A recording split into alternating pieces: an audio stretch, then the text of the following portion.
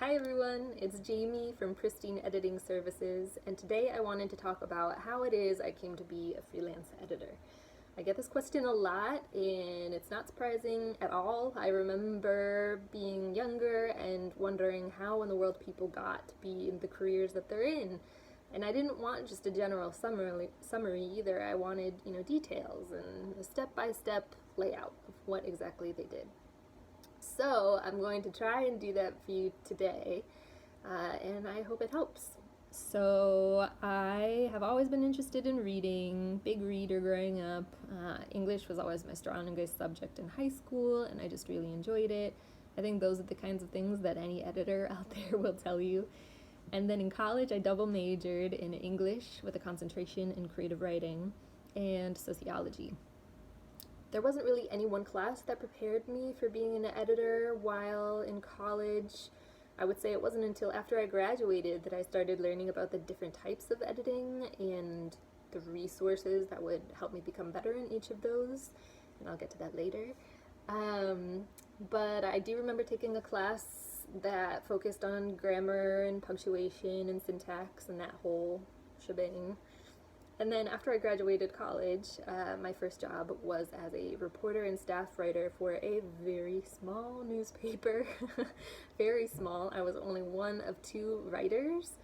And when together we were all of the content for three regional newspapers and the website. And the other writer very much became a mentor for me. And then we also edited each other's work because we didn't have an editor on staff. After that, I briefly went into communications, which I did not like at all. And then I had something of a quarter life crisis, and I decided to save up as much money as I could, quit my job, and move to New York City, which is what I did because I wanted to work in publishing. And my saving grace was that I had the contact information of a friend who had worked for a decade as a copy editor in New York City and still had all of her old contacts. And so after giving me a copy editing test so that she would feel comfortable in referring me to her contacts, she did that. And that's how I got my first freelance copy editing gig. But even before I got that gig, I started doing a bunch of informational interviews with her colleagues. And that's when I started to learn exactly what copy editing is. And today I do different kinds of editing, but copy editing was very much my entryway into the publishing world. And I still very much enjoy it and get a lot of satisfaction from it. And it was through those copy editors. I remember going to Condé Nast Travelers' offices and meeting with these two veteran copy editors who had been at the magazine for decades. And I brought them my beautiful resume that I thought was great, and I gave it to them. I was so excited for them to be like, oh, hey, there's this natural talent here. And they tore it apart. Yeah. they found all of these things that I just didn't know to look for, because at that point I didn't know what copy editing really was. I didn't know that it was very much mechanical editing on the sentence level. It's only for grammar, spelling, punctuation, and syntax. It's the kind of editing where you would never ever change anything unless there was something technically wrong. It doesn't really have anything to do with your personal preference so much. So there was a learning curve, definitely, with copy editing. And I was really grateful that at the first freelance copy editing gig that I got at Wall Street Journal magazine, and then in subsequent freelance editing gigs at Health magazine and All You, which is now defunct, but both of those were Hearst magazines. I got to work under these amazing long-term industry copy editors, and they mentored me, and it was amazing working under them because I saw what they looked for in content. And I think if you're learning from a book, it's a little harder because you don't know exactly what to look for, and then you don't gain the confidence that you need in knowing what things to really push back on and what things to let go. So I think for me that experience of working under much more experienced copy editors than I was invaluable to me as an editor, and I still feel the reverberations of that today in how I edit today. And so, after about a year of freelance copy editing and working as an editorial intern at Food 52 and working as a server at a restaurant, I got an email one day from someone who I had first reached out to when I was networking like crazy when I first arrived to New York City. And she asked if I was interested in an open copy editing position at Time Out New York magazine. And I was. I was so happy. And so I took that role. And I worked my way up from copy editor at Time Out to national copy chief in 2 years. And then after almost 3 years there, I decided to leave and try freelancing. And one of the reasons I felt so comfortable in doing that is because all of my coworkers who I had met at Time Out had gone off to other magazines or other companies, and they would send work my way and say, "Hey Jamie, I have this copy editing gig, like, would you be interested in doing it?" And I'd say, "Sure." And so I started freelancing on the side of my full-time job at Time Out.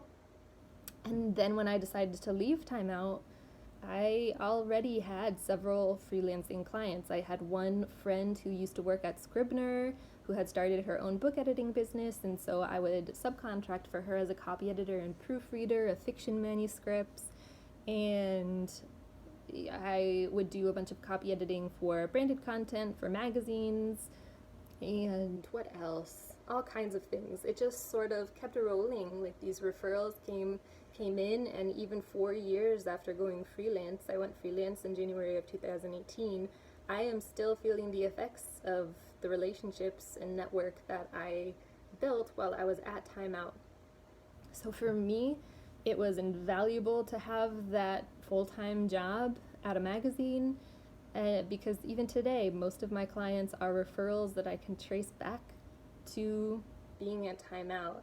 And I know that there are a lot of people these days who are starting side gigs in freelance editing who haven't had any professional experience or any full-time experience as an editor, and I commend you, because that's a lot harder to start from nothing and rely on websites and social and gig sites like Upwork. It's absolutely possible, but for me, I honestly can't offer you too much advice about that because it's just not how I started. Everything that I do today sprouted from having that full-time role and those in-person connections, which isn't to discourage you from doing it at all. It's just that I'm not necessarily the person to offer you advice about that. So anyways, I went freelance, and that's when I started sprouting into all different kinds of editing. And then after about 6 months of freelancing, I was like, hey, I could take this abroad. And so I did, and I traveled abroad while working remotely for almost 2 years until the pandemic hit. And then the way I approached my business and freelance editing changed yet again, because I suddenly had all of this time on my hands, and previously I hadn't even bothered with a website or social media. I had LinkedIn, but I didn't invest in it that much. And so I decided, all right, now's the time. I have all this time on my hands. I'm going to do all of these things and see whether or not it pays off and grows my business.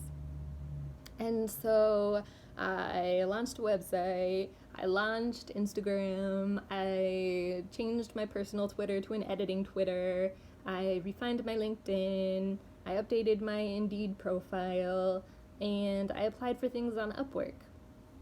And I will say that today my clients are a combination of referrals and Upwork. I know Upwork can get a bad reputation, as can a lot of gig sites, and there's definitely a lot of low-paying gigs on Upwork, but for me, because I've been very picky about my hourly wage and about the type of client who I'll work with, I was able to find 2 very good long-term clients on Upwork, and one of them has become excellent at referring me to other clients. And so Upwork and referrals, it makes up almost 100% of my client base right now, with the exception of some things on LinkedIn and Instagram, which has been amazing also. So it has definitely been a learning curve to balance marketing, like social media and the website and all of those non-editing skills things with actual editing work, but it has absolutely paid off for me. So that is how I got to where I am today, and I hope that this has been helpful in some way. If you have any questions for me about my background or how I got into certain things, just let me know, and I will share information about the books and resources that were helpful to me as a copy editor when I was just starting out, and still today I reference them constantly. So thanks very much for listening, and have a good day, everyone. Bye.